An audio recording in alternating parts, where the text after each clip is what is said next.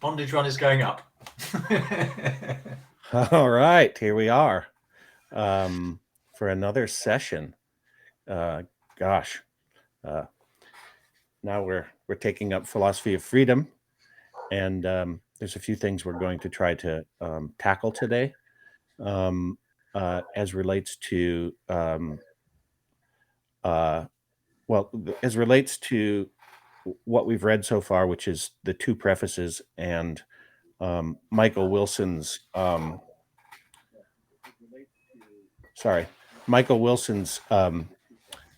translator's introduction. I've got a mouse problem. There we go. And so some of the things that we've talking about here are the notions of mass psychosis, the prevalence, I would say, of public opinion as an authority, and then the way in which in the end of the second preface, which is actually the preface to the original work, is this quote: "We must be able to confront an idea while experiencing it, otherwise we fall into its bondage." And the way in which that relates to what Matthew Desmet calls mass. I think Michael Desmet, yeah. I think it's Matt. No?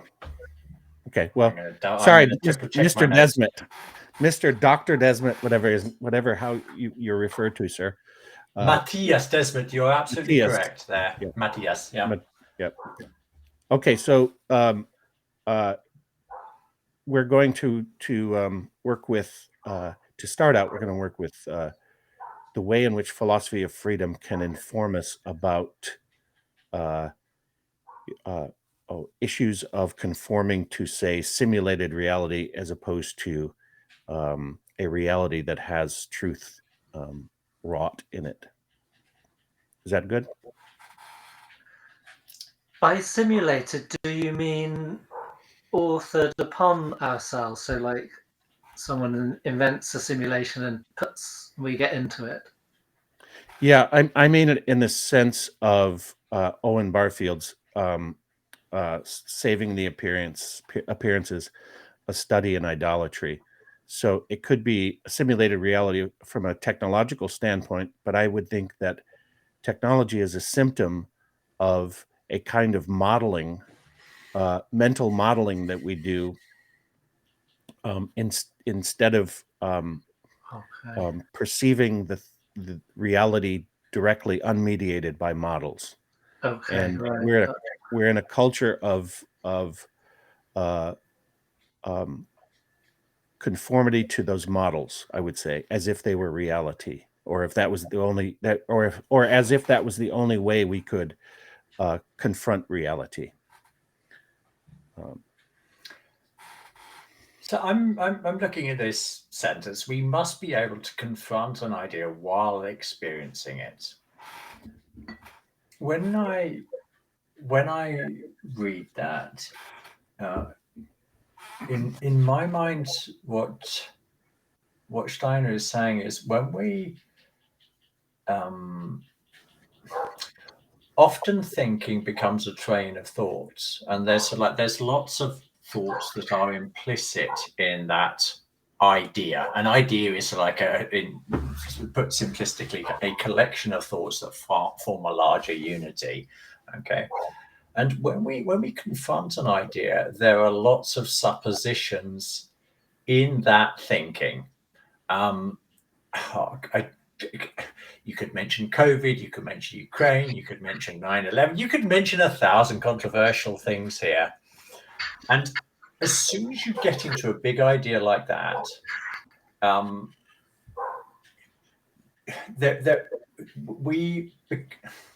unless we are extremely careful about sort of like following through each logical step of the argument, rather than just getting to the end argument and either agreeing or disagreeing with it. This, I think, is what he is talking about, that we become a lot more rigorous in the thinking process, what are the assumptions we are making in our thinking that's like led to us doing it, and are they sustainable? And if we don't take those steps of being rigorous in understanding how that conclusion has been arrived at, it's like all the implicit thinking remains dark. Then all we are left with is our emotional reaction to, I like that idea, or I don't like that idea, but we don't understand why. So I think this is when you guys talk, so like also add your little bit. I'm going to try and think of like a simplistic like example to illustrate what I'm trying to say here. So like move from the abstract to something more real and concrete. You know what? We've all got it already. When we get more specifically to mass psychosis, Matthias Desmet, he's outlined some of the key aspects of the thinking here. So I think that could be really informative in connecting it into this.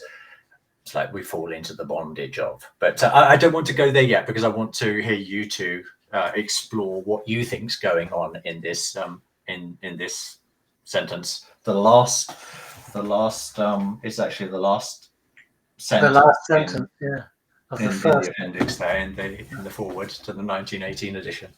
No, the original edition, isn't it? The forward to the original edition. Well, first of all, I'd like to say in response to this, to what you were saying, that there's individual habits of thinking, and then there's culturally entrained habits of thinking.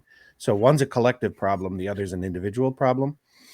And I believe philosophy of freedom solves the collective individual problem in a way that no other work on earth has ever attempted or achieved, because it's in the preface to the revised preface, where he says, where he poses the question, which basically is, what is the connective tissue between understanding what an individual human being is and having achieved some understanding of that, finding the firm enough ground that you can deal with anything that comes at you from a scientific specialty standpoint, or from just an everyday life standpoint, that you can have the answers, or negotiate the problems with surefootedness, say. Mm-hmm. And so that's that part as relates to what you were saying. As far as this statement, just generally speaking, the idea that ideas come from somewhere is, of course, indisputable. Where they come from is what the question then becomes. And then, whose ideas are they? And if they're not your ideas, where did they come from? Like, there's a lot of ideas that I accept, that I outsource, because I trust the people who are generating the ideas, because I've watched them generate the ideas, and so they're experts in their field, which is a different relationship to the specialties of science that go into deep siloed spaces and have no interconnectedness as a body of knowledge, as science say, and so there's depends on the idea that you're confronting, and the degree to which you need to recompose it or compose it yourself anew to make it your own through the process of mental picturing. Did you want to add something, Jonathan? Because I've got something there as well to latch on to Jeff's. Go ahead, Angus.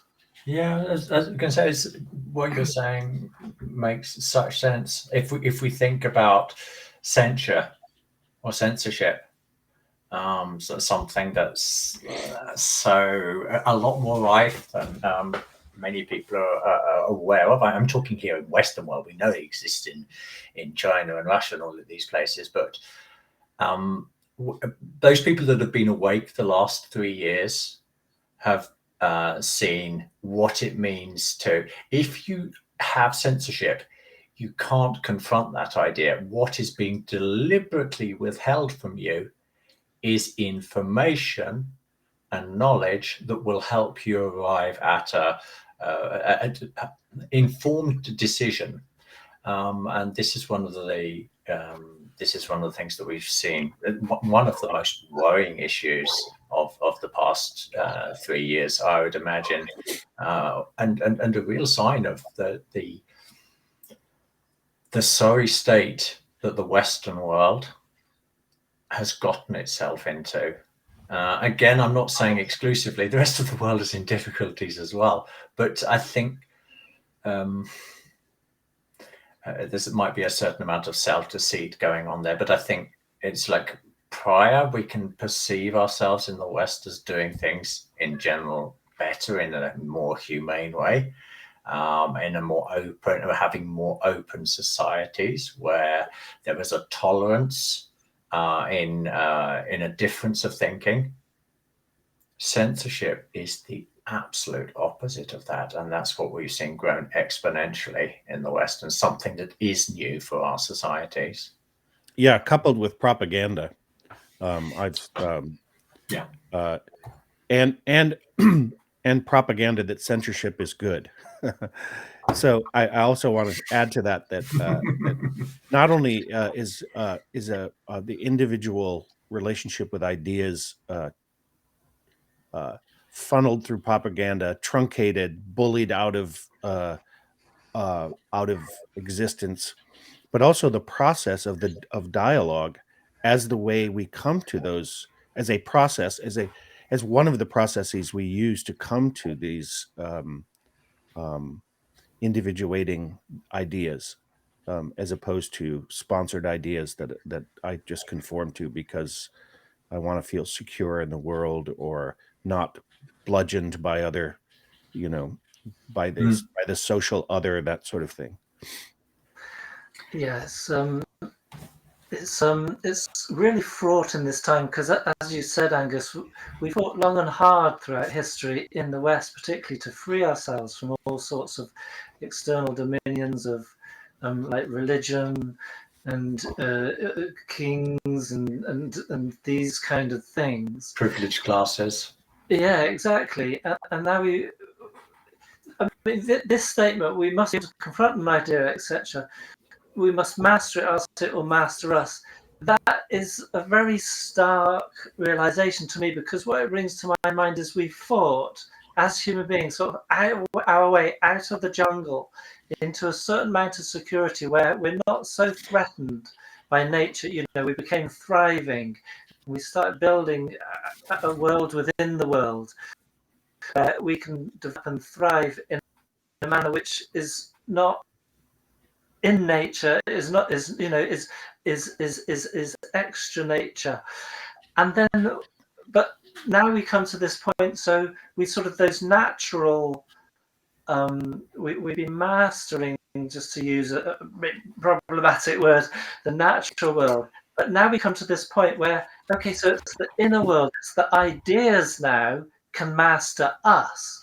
And so it's like, a new frontier. And the frightening thing for me about that is that ideas only come into our realization through other people.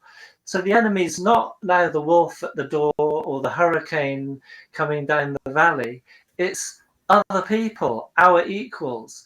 And, this is the thing where people that are our equals setting themselves up and saying, I have the authority of this model, of this way of thinking, and I'm in the position where that can be what goes. And I wonder societally if this is related to, this just comes to my mind.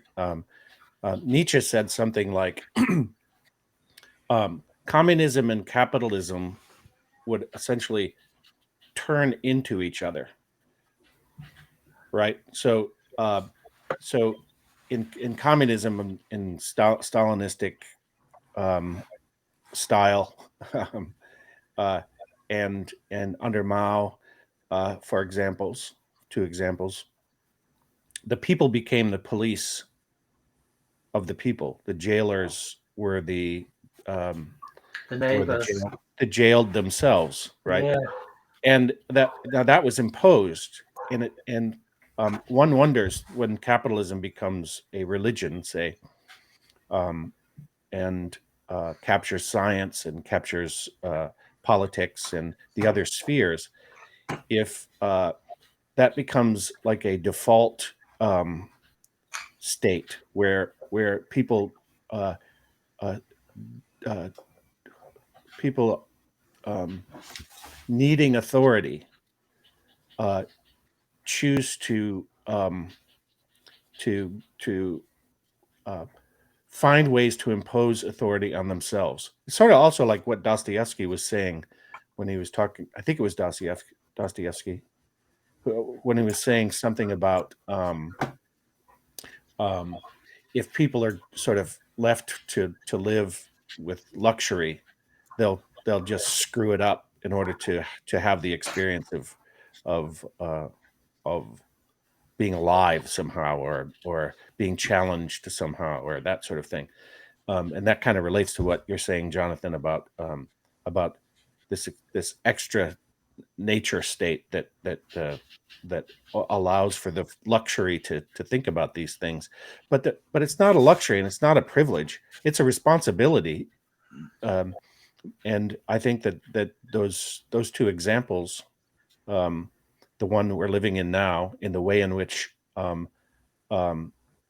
communism resulted in a similar self-police state, beg the responsibility to take up to take up your bed and walk. I want to come back to Jonathan's and then move forward on your point there, Jeff. This idea is of it's these ideas which are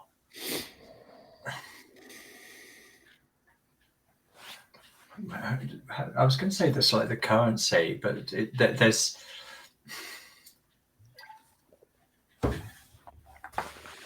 psychological operations, or psyops, is an integral part of warfare, and it's not by chance. They know that they have to convince people. They know that they have to use deceit to get people to do things they wouldn't do if they really knew what was going on. And I think that's it's like looking at the literature around psyops. I mean, they've been with us for centuries, if not longer. But it's something that's like there's an increasing understanding and sophistication in psyops.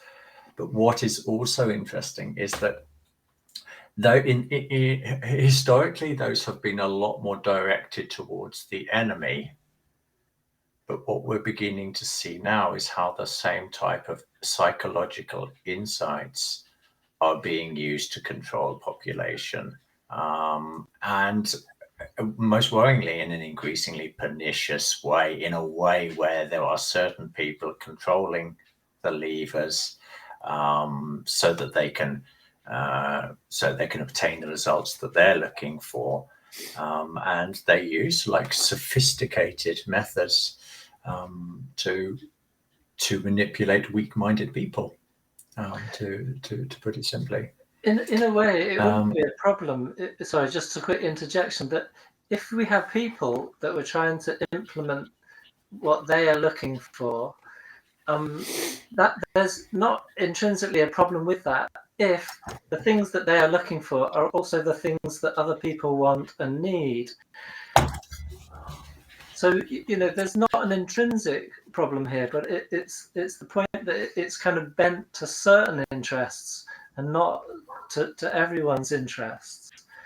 And, obviously you can't have a utopia is not possible, but there can be striving in one direction or another direction. Yeah. Hey, let's take like one simple example. I think this is a simple example, but it's like prior to the invasion of Iraq. So they're like 45 minutes away from being able to send a missile that'll wipe out London, and they're developing nuclear weapons. it's all being documented clearly that these were complete lies. They knew they were lies when they were fabricating them, but they fabricated them so that the US, so that predominantly, well, not just US citizens, but UK citizens as well, would believe that, yes, there was a good reason to go in and destroy a country. Which is still in turmoil. Absolutely. So isn't so we'll try to leave politics aside, but I think it's good to find these. No, it's I don't think we should leave anything aside. Ultrally, so they express the point very clearly. Yeah. Sorry, Jeff. Yeah, go on. I think we should pull examples out of every sphere: the religious sphere, the political sphere, the economic sphere, the so-called scientific sphere. Yeah, I forgot what I was going to say, but I'm game for wherever this leads us. I think we're respectful, mutually responsible people, and I guess what I was going to say is, what's the other side of this equation? Because if those in power need to garner public opinion in order to be dictators, in order to be social engineers or whatever, or run to the bank above the clouds as real libertarians as opposed to phony libertarians under the clouds. Why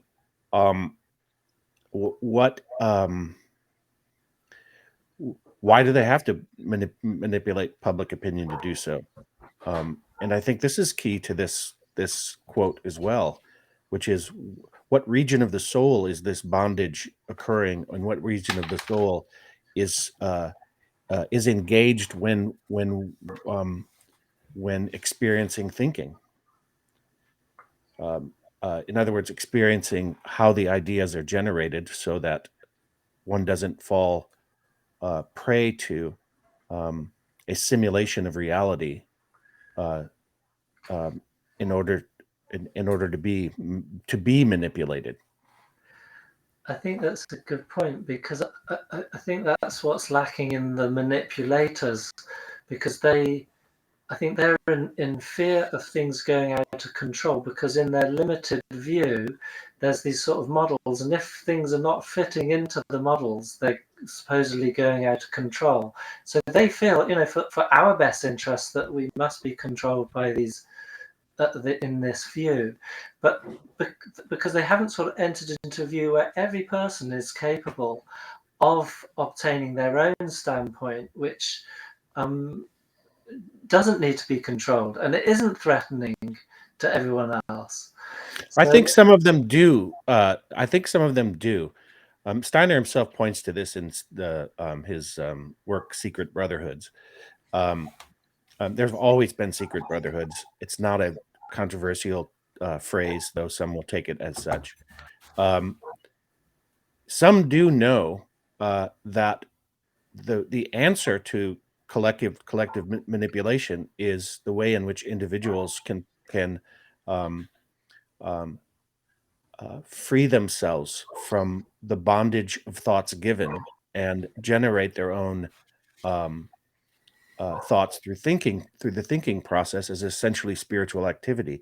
They know that, so that the other part of the propaganda isn't just to manipulate people, but to occlude them from engaging in an action that would have a collective effect of a higher intelligence, so a collective intelligence rather than a collective herd mentality. So they're able to do both things, and it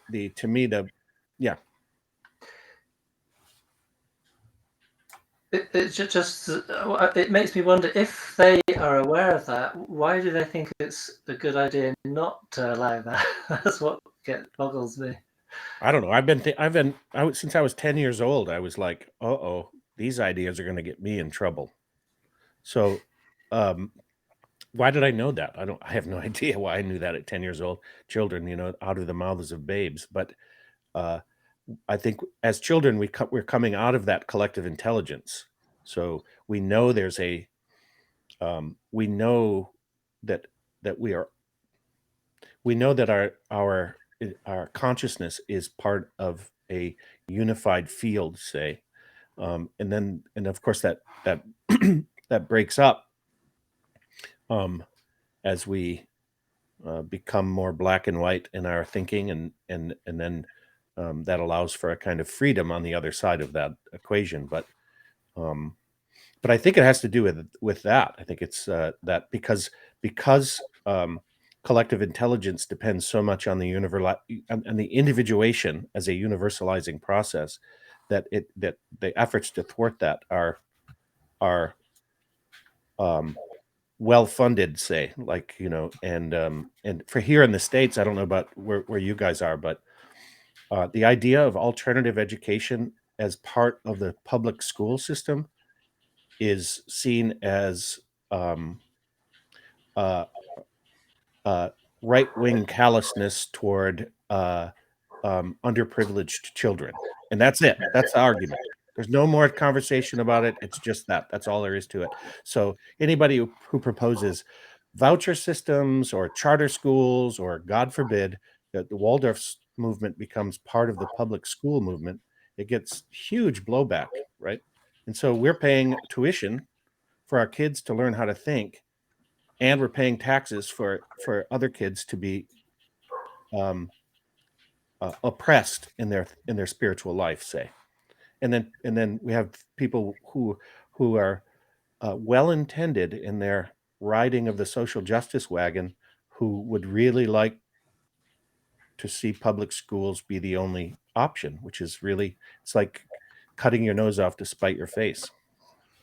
I'm going to link what you're saying there, Jeff, to mass formation psychosis, because when Matthias Desmet talks about this, actually, just before I go into that, that's like a detail of that, I think it's also very interesting to look when Matthias Desmet, he's not unique, but he's one of the front faces of this understanding of our own psychologies and the psychologies of groups.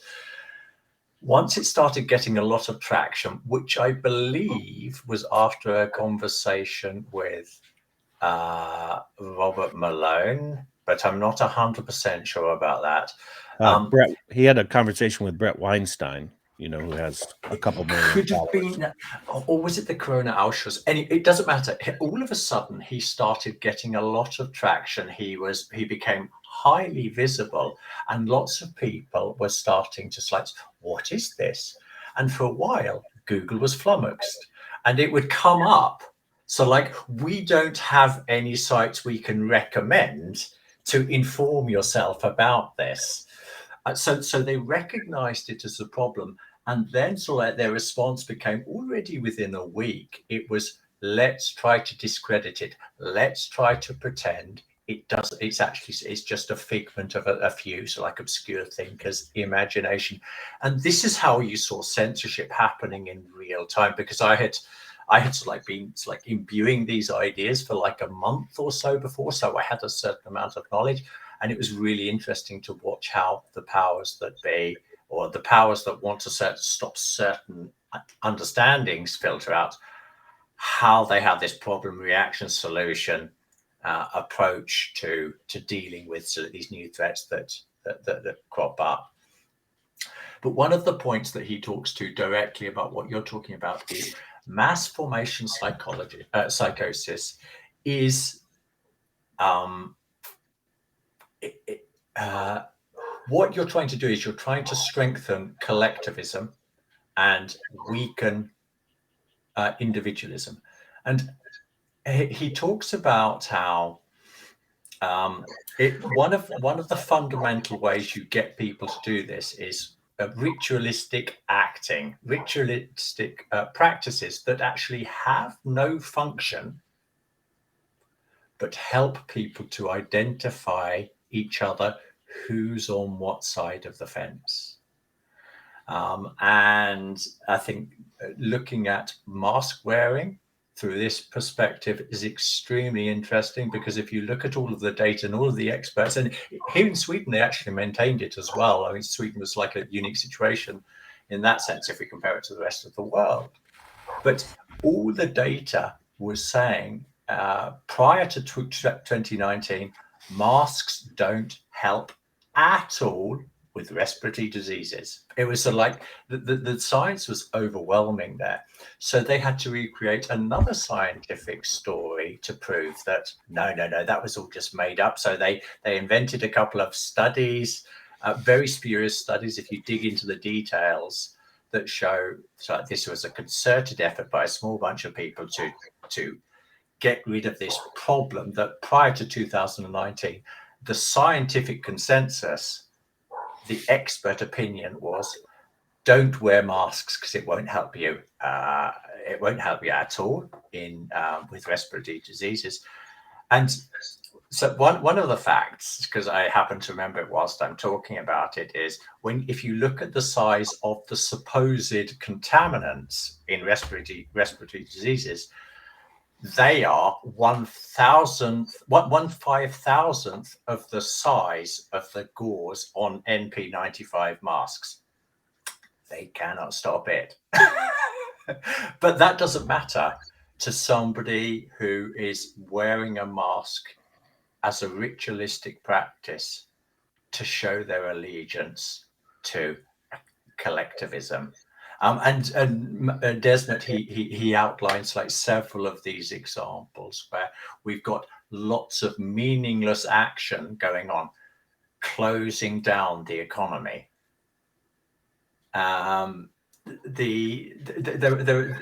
It's happening at so many levels.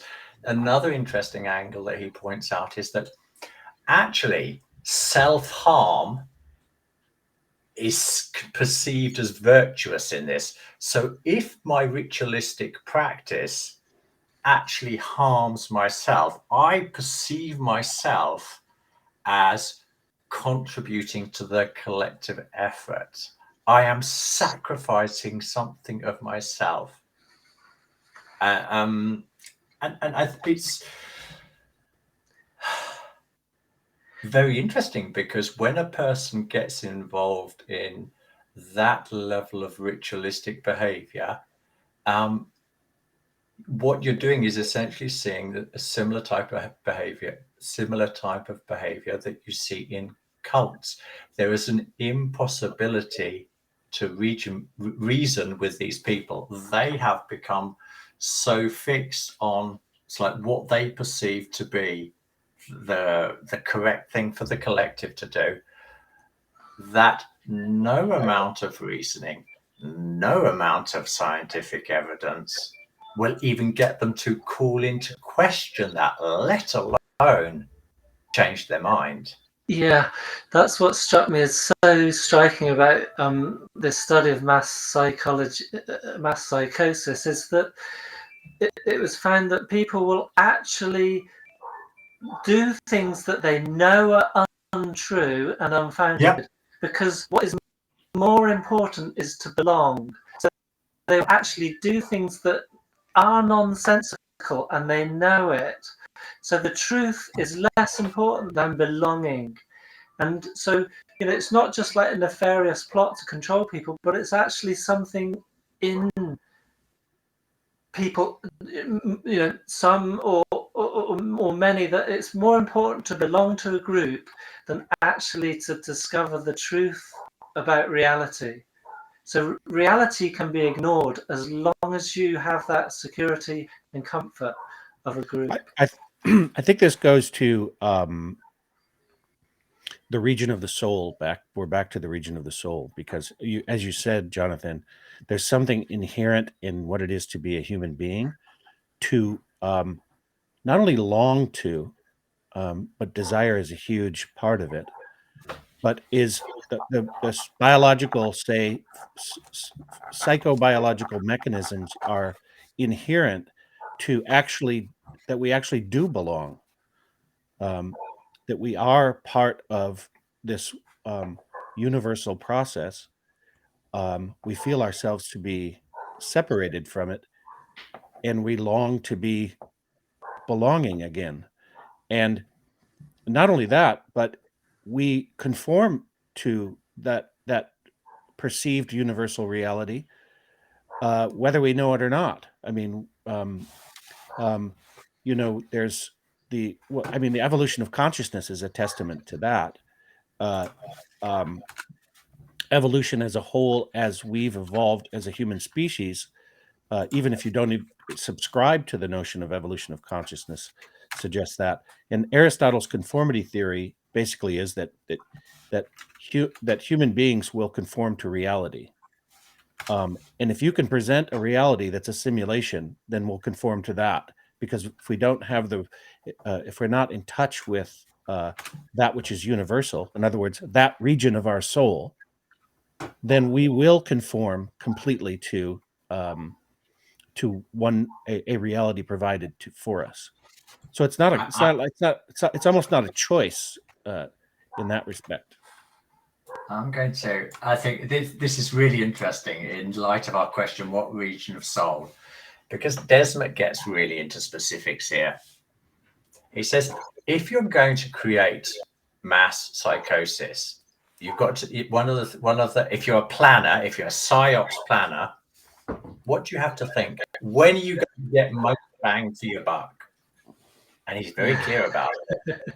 He says, first of all, you have to create social isolation and loneliness. And I'm going to very briefly describe each of these points as he presents it, but he adds up levels of detail that I can't go into here. But he talks about the crisis of loneliness and how Western societies are introducing SARS against loneliness and all this type of thing. We've got this state of soul, region of soul, where loneliness is a state that is advantageous for for people who want to induce mass psychosis, individual or collective. Here we're talking, it's like micro and macrocosm. Well, I mean, it doesn't take a genius to work out, oh well, I wonder why they wanted us all to stay at home and wanted to limit the amount of people in our gatherings. Ooh, could be chance, or it could be that they read the manual. So that's one of the first things. Another thing that needs to exist in the person or in the group of people that you are in whom you are trying to induce a psychosis is they will experience a lack of meaning in their life, that somehow life is empty. So I think we could select empty souls. I've got a lot of activity going on, but I experience my life, my relationships as meaningless. And it's interesting. I happened to be reading a paper. I think it was the Telegraph the other day. There was a study in there. Always treat these figures with a certain amount of caution. But Gallup recently said that only 9%, 9 single figures, 9% of the British working population feel truly engaged with their work. How many it's already there. Experience their work as meaningless? I don't know the figures for them, but they're out there for those people that want to. So social isolation. We need an individual or a society where there is a lack of meaning. So we've got those already. How can we can also think of ways of increasing them? The third key concept that he develops is that with this meaninglessness, you want to induce a sense of anxiety. A person with a with a psychosis will feel anxious about situations when a normal person would feel no anxiety there. Okay.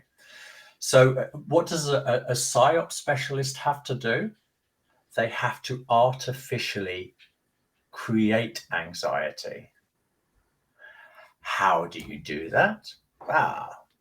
Bandy a few statistics around that you've pulled out of your place where the sun doesn't shine, and people who don't know any better on how to interpret those statistics, they start becoming anxious about things they weren't previously anxious about.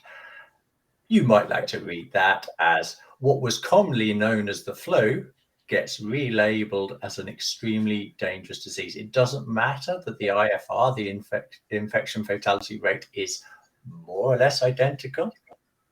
That doesn't make any difference. You created the anxiety in people.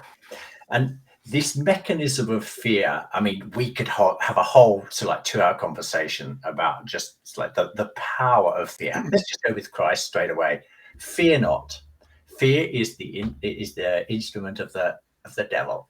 So if you see somebody consciously using fear to influence your decisions, that for a healthy individual, for a person with a healthy state of soul, automatically should be a big red flag. I have to be careful of this individual or this institution that's trying to instill fear in me. There might be a reason for it. Yeah. But my instinctual reaction is, why are they trying to make me afraid? Normally, you don't try to make societies panic in a difficult situation. You try to calm the situation, but that's not what they were trying to do. Okay. Moving to the final Will you point. leave that up there? Yeah, sure. I want to go through those bullet points. I'm gonna mention the final point, and then I'm going to disappear right. for 1-2 minutes, and you can carry on talking. And then the final component, that what you've got in these in a psychotic mind is, or you want to, there will be what he calls a free floating aggression and frustration. So a sense of anger and perhaps impotence and inability to act. And then when somebody comes along and says, put a mask on and you'll save the day, or take this useless jab, that, or whatever, stay at home, live in a bubble of 4 people, or any of the ridiculous measures that they brought out here, because they will want to, they will want to take those ritualistic aspects on board, but at the same time, they want to be given permission to show aggression to people who don't follow the collective. So when you saw all of these vicious comments made by politicians, I think one of the most egregious examples for me was, I mean, there are thousands of them. Unfortunately, people are documenting them as well. But it was Edwina Currie. She's a politician, a conservative politician. And she was saying, we should deny these people the rights to go to hospital. We should be angry with them. And she wasn't the only one. So what happens is people in power, say, you should be angry with these people who don't want to be part of the collective. And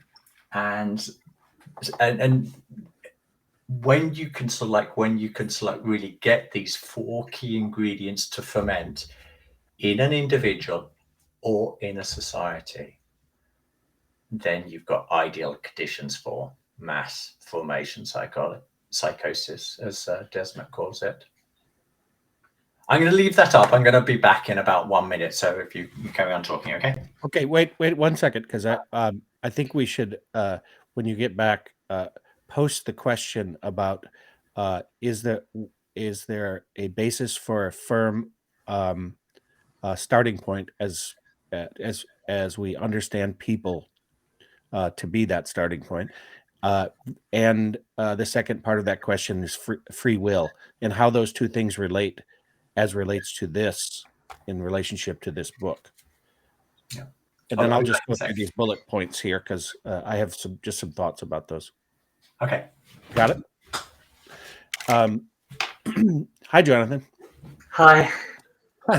I just wanted to go through these because they're not manufactured problems. They're problems that are unique to our society that people have, what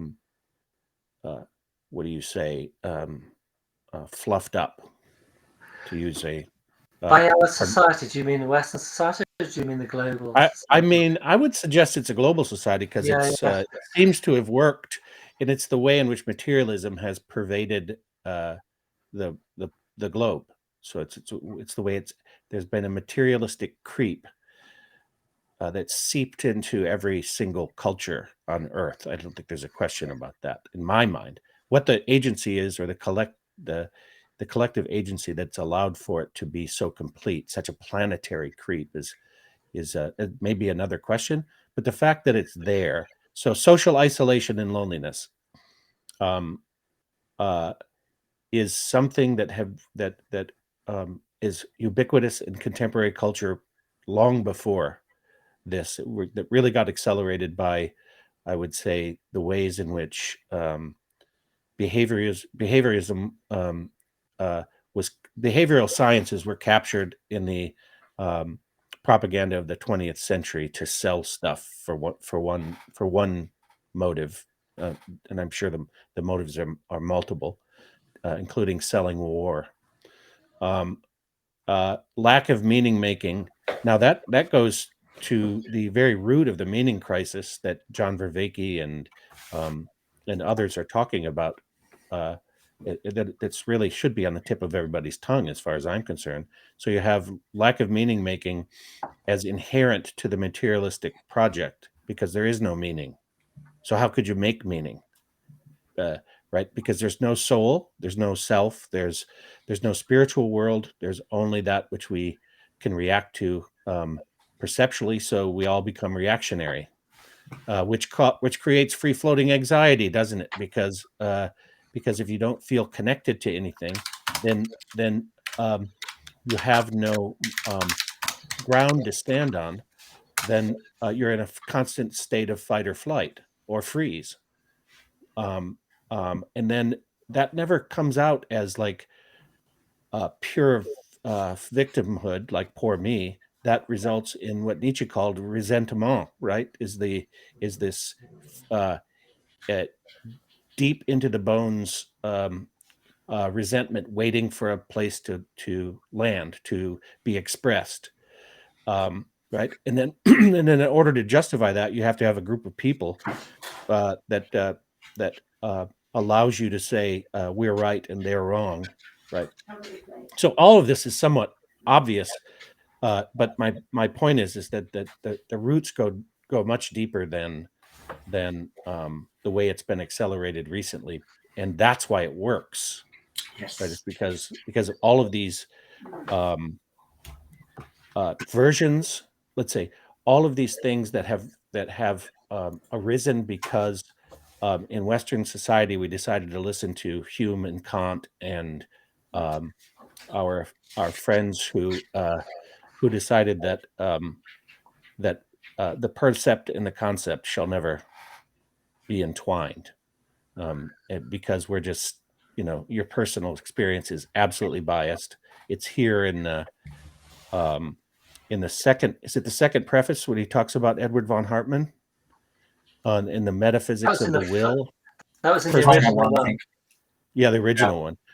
So you have this this belief in an unconscious that we have no control over, and that's the best we can do from a self-knowledge standpoint. So I was hoping that we could really take up this question of, is there a knowledge of the human being that can give us a firm starting point for understanding all that meets us in the world as we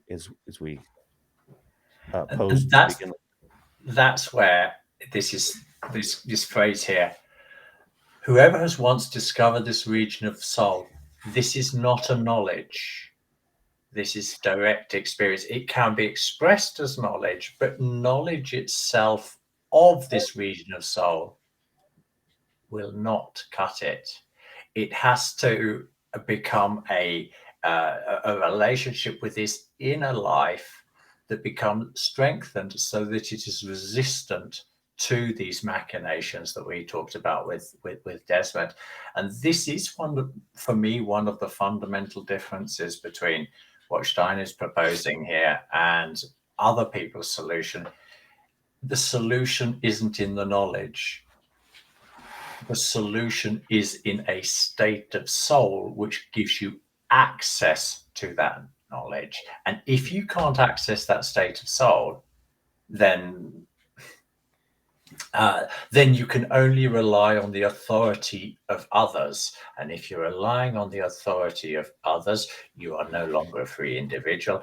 And you can fall into the other problem that we talked about right at the top here, which was fall into the bondage of those people. Can you put that little graphic from Desmond up again? Yeah, sure. Yeah, because I want to support what you're saying with also then the light side of the dark side of all of this. So if there's social isolation and loneliness, that's called the process of individuation, which is the necessary process to reach that region of the soul that we have yet to define. So it's the positive side of that, yeah. Right. And then the lack of meaning making means that you're asking the questions at the level of meaning, and it turns out that that this work that we're following phenomenologically without prejudice, without preconceived notions about what thinking is or any of this, it's a discoverable meaning through a process, right? That's in here. The free-floating anxiety is the important disorder that allows for the creative process for something novel to come about. Free-floating aggression and frustration would disappear if those three things were taken care of, and they're already inherent in the actual phenomenological experience. And then the narrative wouldn't have to be the collective narrative would be a collective perception of reality as opposed to a collective manipulative propagandistic convincing of what a reality would be, which will never provide reality. I'd like to add to your fourth point there, Jeff. When we get to select the last 7 chapters of Philosophy of Freedom, like ethical individualism, it's like a society of genuinely, not apparently, free individuals will want to work together. They will respect the fact that it's like the other person has other strengths and other weaknesses, but here we're trying to work together towards something, and that aggression and frustration don't in any way, they're not reconcilable with a society of free individuals who are working out of the essence of ethical individualism, which is a concept that we'll have to unpack. It's like at a later stage, but I think it ties in deeply to the fourth point you were making. Yeah, because I think if we take this out of this psychological study, that fourth point, we can actually bracket, because it's more a response to not finding the way through in the first 3. Because as Jeff was just pointing out, the first 3 are actually the good news in it's like the interim state between where we are captured, in family and tradition and everything that's gone before you can get to another state where you are truly free, because you can't get there without this kind of interim state of uncertainty and everything. So in a strange kind of way, those first 3 points are the good news. The fourth point is a kind of natural corollary where that's not able to be addressed. One's just stuck in there, and all one has is this material dimension around one that is just reflecting back this isolation, this meaningless, and there's no way through. So the fourth point is, I would say, it doesn't really belong with the first 3 points. It's more an unfortunate outcome when those first 3 points are not kind of accepted and gone through.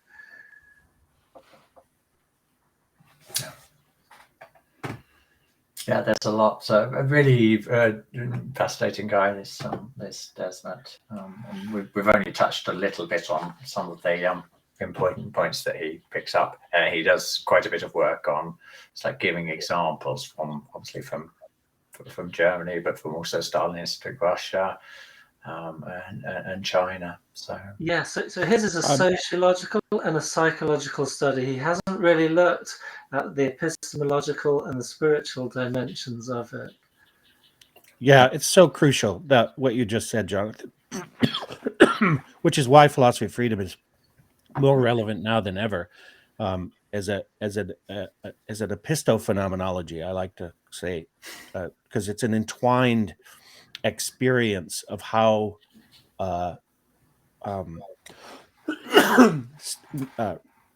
true sureness and true understanding and true compassion and true love and all of that as a living knowledge body arises, and how we are responsible for freely enjoining that process with each other, of course in ourselves, but with each other.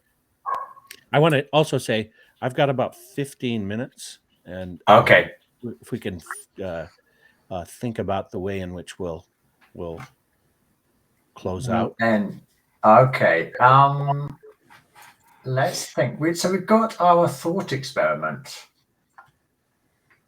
Perhaps it's like too short a time to run through that. Perhaps we ought to save that for another time. How does this integrate into what we have been speaking about? Because can you just mention that, and then we can look forward to it? It has to do with the region of the soul, right? And more specifically, I'd like to an idea that I'd like us to run with. So, like, not just today, but it's like, what is the exceptional state? And the exceptional state is that state in which we begin to gain knowledge of the terrain, the anatomy, not what we think about, but the nature of our thinking. And so with these thought observations that we're doing, we are mapping out the territory. And in this one here, it's train of thoughts. So what happens when we try to do, if we do this observation exercise, what we will find is how we have a train of thoughts, and then it's interrupted into another train of thoughts, and then another train of thoughts. And this process, unless we begin to take control of it consciously, using our will to choose the contents of our thoughts, it has its own life. These thoughts have their own life that live in us. I mean, I think this is something David from our group could sort of like enter into fully. These thoughts live in us. And when we sit at the breakfast table, and then we reflect afterwards on where did our thinking go, we can see this train going off in lots of different directions without our will. This is the important thing. We'll end up, as I said, we'll look more in detail about this. But when we look at all of our experiences, one of the common denominators we'll find is, I was trying to think about something, but then this other thought interrupted. And then it ran for 10 seconds, 1 minute, 5 minutes, 10 minutes, or whatever. And what we're doing, the more often we do this type of observational experiment, what we are doing is we are getting to know a region of our soul, our thinking, and see how it behaves. And then we can think about, okay, do we want to change this? But if we aren't even aware, if we have to rely on an external authority to tell us that, we haven't experienced directly in ourselves, and therefore we can't actually begin to say, okay, what am I going to do about it? So you're talking about getting to know something that you can't detect in an MRA scan or whatever. You can't build it. You can't draw it out in a program or make a computer program to perform its function. But it's something that's specific in what we're calling the soul. It can only be done with the will and a desire to use the memory. If you aren't prepared to engage the will and use your memory, you cannot know it. You can experience it because you will be wrapped up in these thoughts at the breakfast table. Yeah, it's interesting. Alex Arton just responded, the hermit is in the exceptional flow of being fully aware of the mass psychosis that so-called civilization is in. And I think that's relevant in the sense that one has to become a bit of a hermit to perform a task like this. And you know, within that, you have to suspend, you know, you have to have this meaninglessness. There's no, you suspend all of that. So, yeah. Okay, so thanks, X, for jumping in. X is a village member here, and he's a really extraordinary person in many, many ways. But well, here's what I'm going to say, and X knows what I'm going to say probably, which is hermitage is half the program. And the problem with half the program is then there's a willful ignorance of that which unites us in a collective intelligence, at least at first. I believe our responsibility is a one of creating a civilization that is that works reciprocally back onto the individual, and the individual onto the society. So there's this the healthy social life is found only when in the mirror of each human soul, the whole community finds its reflection, and in the community, every single individual's virtue would be cultivated, I would say. And so all of our institutions would be cultivating this process recognized of and coming cultivated. into touch, yes, with that. And I would also say that desire and will, perhaps, and this can be the sort of lead in for the next conversation, but the mystery of desire, when you do, there's the meditation where you just watch your thoughts arise, which is a similar idea, and then you follow the thought back to its origin, and then inevitably it will go awry. It will go, unless your discipline is better than mine. I'll say, I can speak for myself and other people I've talked to about it, that that you trace it back, you always are going off into never land. It's about building the say musculature in your soul. But the gateway there, to me, my experience has been that it's at desire, out of which thoughts arise. It is something in the soul that one could call the desire body or something like that, out of which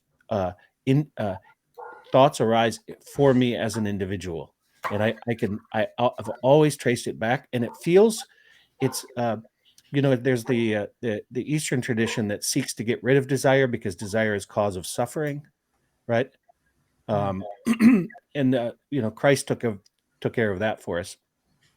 Went through the portal of suffering, and in order to transcend the limits that say David has been describing here and there, the bounded limits, right? And so when we get to philosophy of freedom and are there limits question, this is going to be key.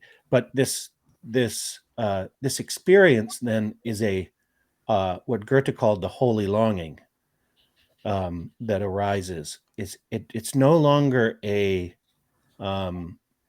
desire that is a sort of animalistic or desperate, or it becomes a kind of feeling like hunger, which is but it's a hunger in the heart. You really feel it embodied. You feel it in your heart, that hunger. And it's so beautiful. And so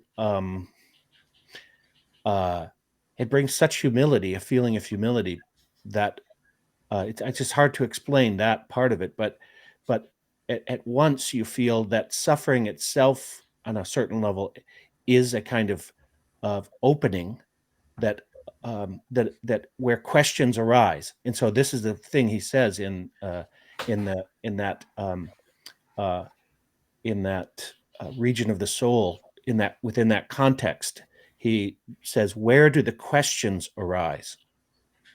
The region where the questions arise. So the mystery of thinking, and it's in the way in which it arises in us, has to do with forming questions as a psycho-spiritual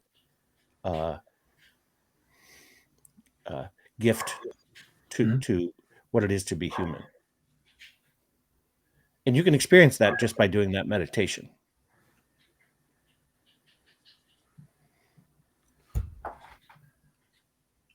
That seems like a good place to leave it, Jeff. Seems like I'm always killing the conversation at the end. No, we're just overawed by the profundity that cannot say any more.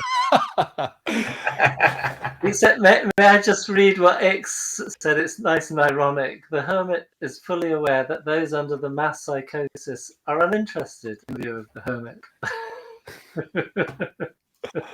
Solipsistic.